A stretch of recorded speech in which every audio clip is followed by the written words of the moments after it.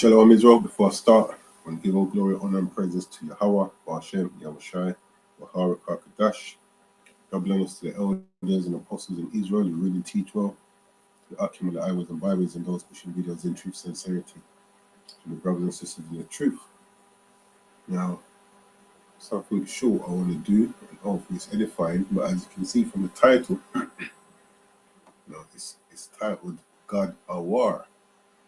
And I put it like that to try and put some emphasis on the power that we serve. We can say, "Oh, God of War."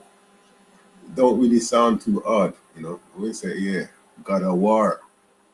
You have to put some respect on it, man. And this is what we need to do, man. Give the Most High his due respect. Now, some of that respect is lost due to the emphasis that we put on man. Now, when we look at this chart here, speak about the largest militaries in the world, it says when it comes to pure manpower, no country in the world comes close to China.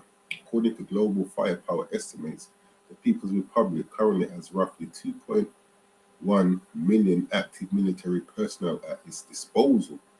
And far fewer in second and third place are India and the United States with 1.45 and 1.40 million respectively, and you don't even see the UK up in any of this.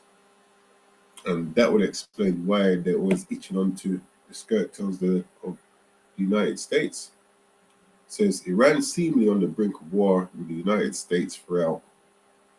No, I missed out some slack here. North Korea and Russia are the only other countries with more than 1 million in manpower.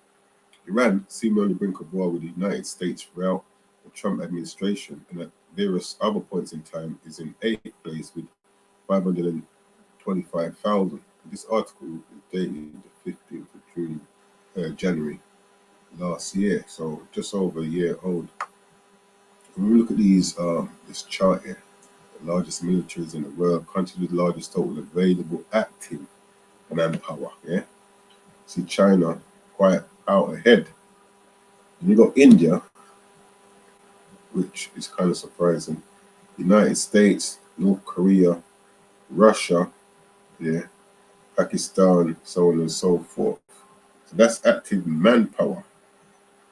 This chart here, or this article, is dealing with, says the countries holding the world's nuclear arsenal.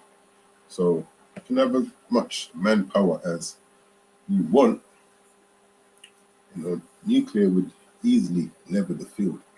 So it says, and this one is January the 7th, 2022, this year. So a couple months old, last month. It says, in a rare showing of consensus on a global security topic, and at a time of rising tension between key parties, the United States, Russia, China, and UK and France have jointly agreed that a nuclear war cannot be won and must never be fought. And that's not the thoughts and intentions of the Most High. When we read scriptures and prophecy, it says the pledge announced this week and the result of months of talks was summarized by a senior U.S. State Department official as an acknowledgement that it is something that we want to avoid, adding that particularly during a difficult time, I think this is noteworthy. And for them to be coming up with this kind of pledge, it's a bit hypocritical, because the only people that's actually use nuclear war against another race of people is the USA. But now you want to stop others from fighting a war via nuclear bomb, right? You had no problem dropping that on Hiroshima, Naza. You know what I'm talking. Getting tongue-tied at the moment. Says currently there is estimated to be over 13,000 nuclear warheads in the hands of 9 countries. At the top of the list, as compiled by the Federation of American Scientists, are of course Russia and the US, with a combined arsenal of close to 1,200,000. So even though, when we go back to this list here, China outweighs them in active manpower. Where's Russia? 1, 2, 3, 4, 5th on the list, and the United States is 3rd. When it comes to nuclear, they're 1st and 2nd, with Russia being 1st. So all that manpower, like I was saying, can be wiped out with one, decent drop of a nuclear bomb. So it's currently there's estimated to be over 13,000 nuclear warheads in the hands of 9 countries. At the top of the list, as compiled by the Federation of American Scientists, are of course Russia and US, with a combined arsenal of close to 1,200,000. This hangover from the Cold War is still plain to see. The two have been undergoing programs of disarmament, if you say so. A total of 3,660 are officially retired and awaiting dismantlement. So they've not been dismantled, which means at some point they can easily be reactivated if need be, but are currently still intact. See there? While the dismantling of these retired warheads is bringing the total number down, the fact states that while the US is probably reducing its arsenal, questionable, China, India, North Korea, Pakistan, Russia, and United Kingdom are all thought to be increasing their stockpiles, despite the new pledge that fast warned in late 2021 that instead of planning for nuclear disarmament, the nuclear-armed states appear to plan to retain large arsenals for the indefinite future. And who's actually putting it in their minds to do so? The Most High Man, the Gawd of Warr, says all continue to modernize their remaining nuclear forces and all appear committed to retain nuclear weapons for the indefinite future. Let me quickly see something. I can't remember where to find this.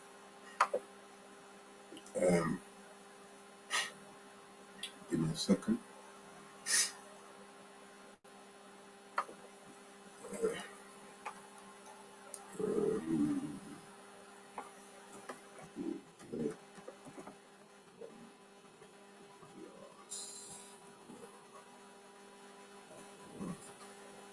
I'll find this.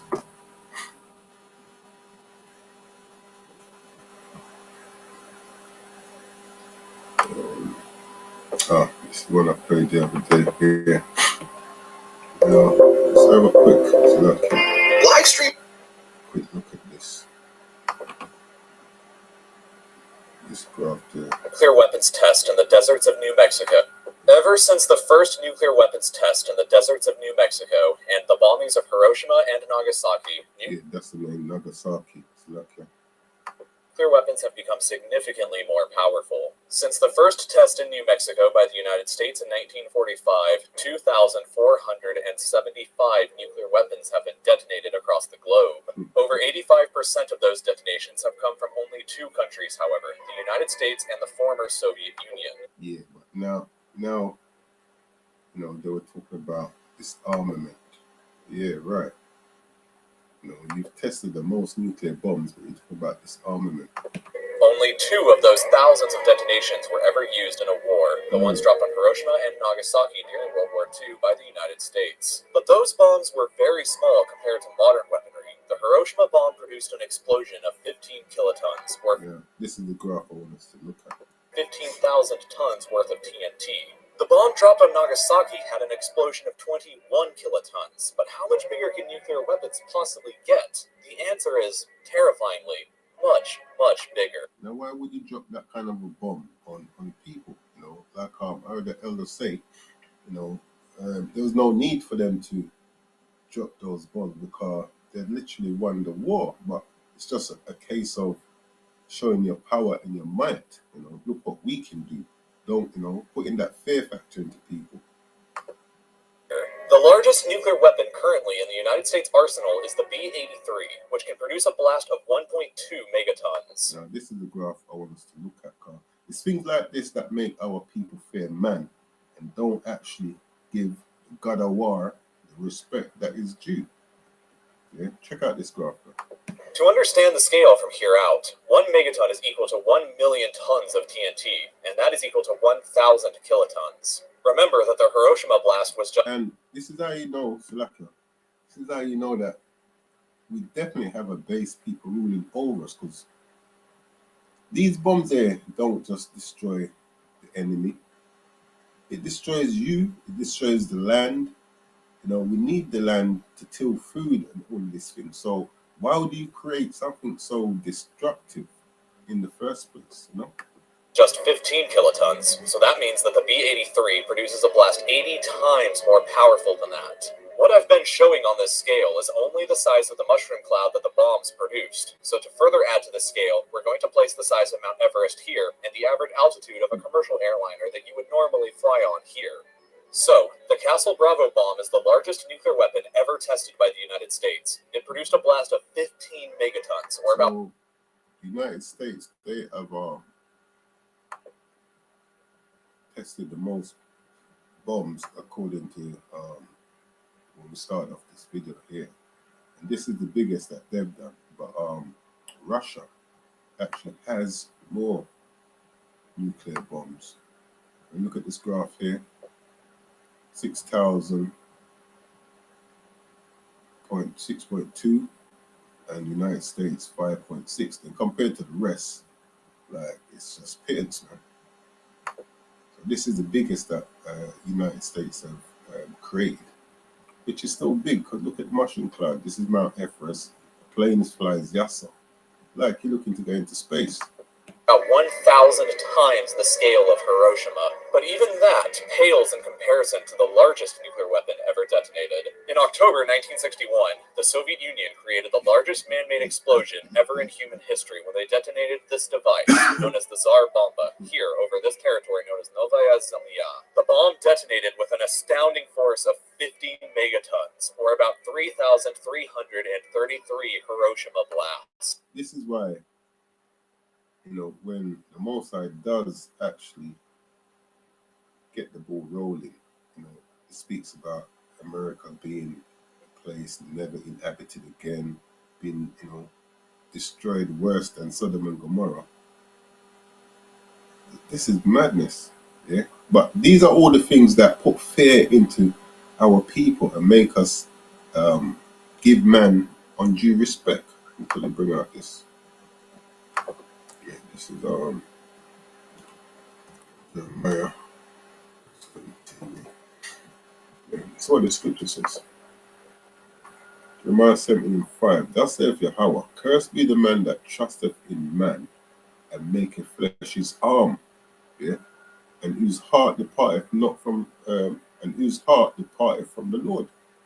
Yeah, your mind ain't geared towards the Most High. You don't look at him as the Almighty, the all-knowing, the all-seeing. You just look at him as like some spiritual being somewhere, whilst not realizing the kind of, you know, how dangerous the Most High really is.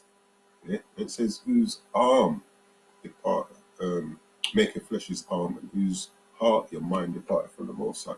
And it's things like this that makes our people and men in general mind depart from the Most High and put their trust in flesh, man.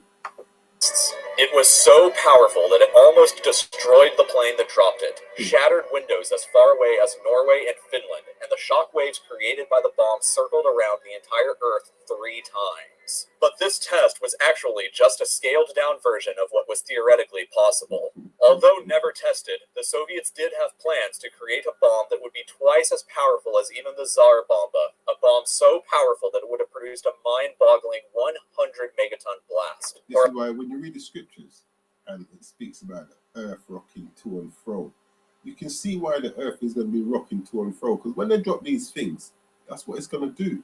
But we're fearing the wrong entity. This is Exodus 15:3. It says, Yahweh, the Lord, is a man of war.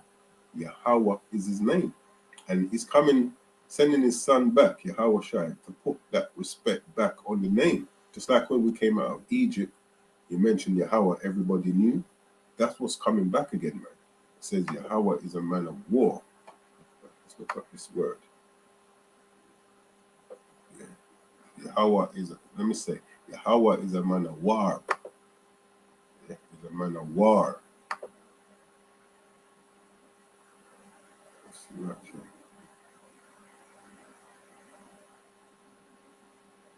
No, it's when planes fly up overhead. Let's say some muck about the Wi-Fi. Strong's H 4421. Milchama. Milchama.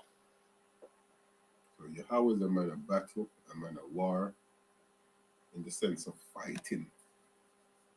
Yahweh is a fighter. A bare knuckle fighter.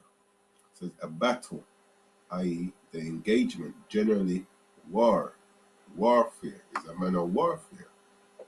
Yeah? Battle, fight, fighting, war, warrior. That's the power we serve, man. This is the type of power he is.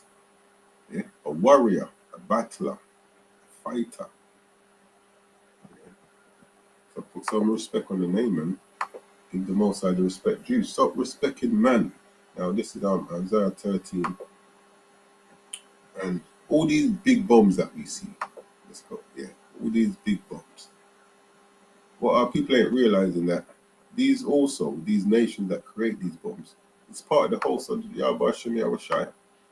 Now this is Isaiah 13:3, and let me just get this is to prove my point. Psalms 17. Psalm 17 and 13. It says, "Arise, O Yahweh, disappoint him, cast him down, deliver my soul from the wicked, which is thy sword." So these nations, the Most High uses them as his sword. That's why you can't test the Most High. Isaiah 13:3, "I've commanded my sanctified ones. I've also called my mighty ones for mine anger, even them that rejoice in my highness. The noise of a multitude in the mountains, like as of a great people." And these great people is dealing with these other nations, right? Tumultuous noise of the kingdoms of nations gathered together. Yeah? Yahweh of hosts mustereth the host of the battle. The Most High is the one who's using these nations as part of his army to do his bidding. Yeah? No one has the bigger army than the Most High. It says Yahweh of hosts. Look at this word. Yahweh of hosts.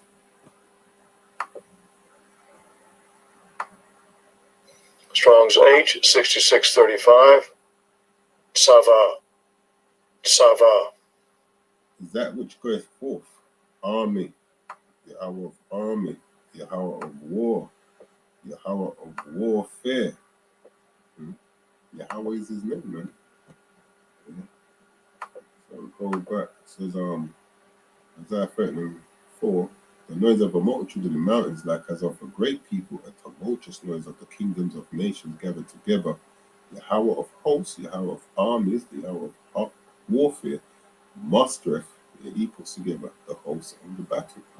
Now, one of my favorite precepts, which covers a couple chapters, I think this starts from chapter 38, where the Most High is telling Job, look, if you can do this, and if you can do that, and if you can do this, and from the first thing, you can't do it. So we pick up at chapter Job 40:9. It says, "As thou an arm like the Most High, or canst thou thunder with a voice like him? Let thyself now with majesty and excellency, and array thyself with glory and beauty. Cast abroad the rage of thy wrath, and behold everyone that is proud and abase him. Look on everyone that is proud and bring him low, and tread down the wicked in their place. Hide them in the dust together, and bind their faces in secret." Now, from you can do all of this, this is what the Most High is going to say to you. "Then will I also confess unto thee that thine own right hand can save thee." That's why we just read, "Cursed is the man that trusteth in man, and maketh flesh his arm." Our arm is in Yahweh Shem Yahweh Shai. We can do all of these things that we read here. So don't fear man. Yeah? Fear Yahweh, man. Fear the God of Warr. Yeah. So with that, hopefully this was edifying. I'm gonna close out and give all glory and praises to the God of Warr, Yahweh, Bashem, Yahweh Shai, Mahara Kakadash, Kwam Rasha Allah.